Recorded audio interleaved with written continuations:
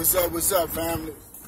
Hey, I'm sorry my camera a little out, broke my glass, so I'm gonna have to get a new client camera. However, I was listening to Bernard Hopkins today, and before I really thought about it, you know, he was pumping up Canelo Alvarez. He said he thinks Canelo Alvarez is the most authentic fighter nowadays. In other words, he said that Canelo Alvarez is the truth for us right now. So it made me think about it because I respect Bernard, no doubt about it. That's my brother, you know. That's my brother in boxing, and you know, and that's my brother in religion.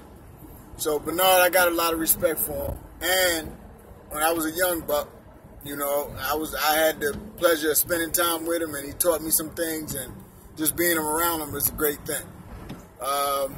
Nevertheless, I was like, man, I'm gonna write up on Canelo, man. So I went and got a whole bunch of information on Canelo, you know, like me, because I ain't really into today's boxing like I used to be, man. I used to buy every book when I was back in Atlantic City. But nevertheless, it don't take me much to catch on to a fighter real quick.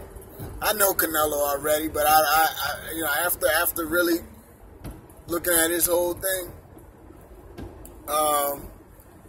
you know, I have to admit I slept on him a little bit because of the fact that he lost by Floyd that time. You know, being as though Floyd schooled him and taught him how to box, I was the first one to even say that that's what he did, because I noticed it right off of the top. You know, I noticed it right off of the top that, you know, a boxer beats a puncher any day. And, you know, Canelo was just being basic boxed. And there's another fighter that did the same thing after Floyd, but of course not as thorough. What's his name? Wow. Y'all know who I'm talking about anyway. Anyhow, they are just proof that no matter how big you are, because Canelo big and strong, and no doubt about it, he has a super chin. But he was outboxed pretty easily. Of course, by the best boxer around, Floyd Mayweather, but even more by the other young kid.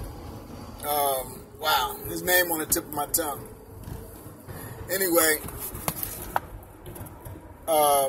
so no doubt he learned a lot from Floyd. And the thing I like about Canelo is he didn't take that loss from Floyd and keep doing what he was doing.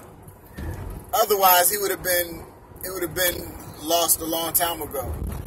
And I do give a lot of credit to his team, De La Hoya, Bernard Hopkins. You know, they got interest in him, so they're gonna make sure that he don't do the wrong thing. And of course, that would have been definitely a bad thing to be exposed by Floyd and then go back out and let somebody else box you out, because it ain't nothing personal. Floyd ain't nothing other than a human being, just like anybody else. But he used what he had to use to win the fight. And that's the key to beating Canelo if he didn't switch up his game. But kudos out to Canelo, shots out to Canelo. He switched up the game. He wasn't a lame. He learned the game, and he got better at it. He had some bricks in the road, like that guy who boxed him out, but he still won the fight. You know, because he had some bricks in the road, and the judges can see, you know, and he's got a good promoter, so he made it through that hump. And then he went and beat up some more rock'em sock'ems who couldn't box the way he used to be. So now he was either going to teach people or they'll sink, you know, and he demonstrated his boxing ability and beat a lot of people. And obviously they didn't learn, just like most people don't want to learn, they just want to fight. Rock'em sock'ems. But nevertheless, I got some more good things to say about him. You know, he got a good team. His team that he's with, you know, De La Hoya now. I mean, how can you go wrong with that team? De La Hoya is a genius, you know, as well as a very studious boxer who studied with the Floyd Sr. and many more. De La Hoya is one of the most underestimated, most achievous amateurs ever. You know, and to come out into the pros and then still keep that shine and that golden boy image and make a lot of money and make a lot of other diversity happen, I think he's probably responsible for getting rid of Don King, because that was all in the same time. And you know, when you think about it, Don King was one way. You know, he was his way. And when De La Hoya stepped in the spotlight, we see a lot of diversity, a lot of Spanish people, a lot of black people, a lot of people being promoted on that team. Too bad he wasn't diverse in his own personal way, because I've heard some things personally that he wasn't so nice as far as the diversity. But it was good to see that he brought it to the boxing. Smart, shrewd businessman.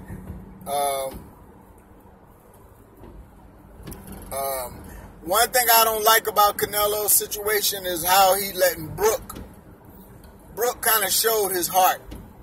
You know, it showed a little cowardice when Brook moves up and fight the big guys, and Canelo don't fight the big guy. That's one thing. All right, Canelo was up to fight the big guy, but Brook took the whip and fought the big guy. That's all good. But the thing that made Canelo look bad is when Canelo didn't go and beat the guy who fought the big guy. Now, if he would have went and beat Brook after that, first of all, that would have showed that he's not scared to fight anybody, especially somebody like Brook who has speed. Speed is power in boxing. Now, it would have showed that he fought somebody who fought the guy that everybody wanted to see him fight. Now people would have a ruler. If he was to go knock Brook out or do Brook worse than Triple G did Brook, then it would have made Canelo look like, hey, he can beat Triple G. But right now, since he didn't fight Brook, he has no intentions of fighting Brook and no intentions of fighting Triple G, obviously. Because if you was going to fight Triple G, you're going to fight who he fought or to pump it up. But if that's his only excuse for not fighting Triple G, he's not even calling out Triple G. If you was going to fight Triple G, you would start pumping up to that, start making it happen. You would start fighting people that he fought and start calling him out, you know, things like that. But it's all good because I respect that. I don't want him to fight Triple G. I don't want to see the man get crushed. But nevertheless, if you're going to live that life of a puncher, what goes around comes around. Now, Triple G, never mind Triple G, but Canelo,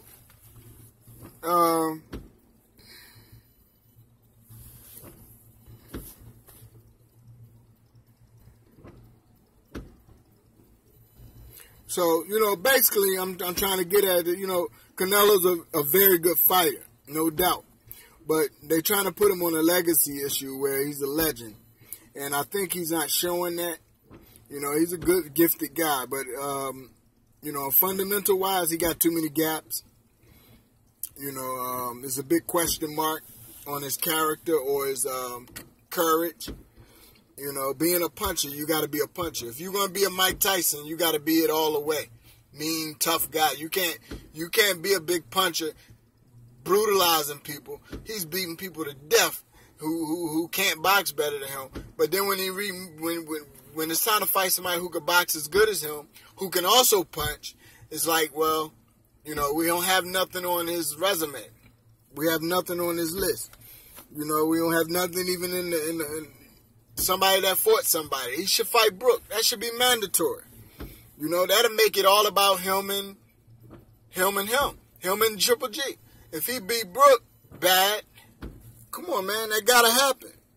You know, he don't have no intentions of fighting him. And I don't think De La Hoya have no intentions of fighting Canelo. So all y'all super fans out there, y'all better get off of that, man. He not gonna fight Triple G. That don't look like it. You know, he crushed the smaller people or the people his size who not as thick as him, or people who just can't box and move, stick and move. You know, when he fights somebody that stick and move, that's what gave him that controversy. You know, but, you know, all in all, man, I'm going to stick with B-Hop. You know, B-Hop said he's the thing that's popping right now. So I'm going to believe it, regardless of what I think, because when it comes down to it, you know, he's rich, he's making money, and he's winning. He has a super team, so he's going to do what he do. I mean, but I'm going to still be honest, but I'm not going to be too quick to judge him, because that's like, you know, these young kids want to judge people who's coming out, but they're different than the old generation. You know, so the older generation want to judge these young kids. So you gotta lay back, you know, put your judgment out there and just leave it. I put it out there, man. Tell me what y'all think. Facebook, YouTube, peace.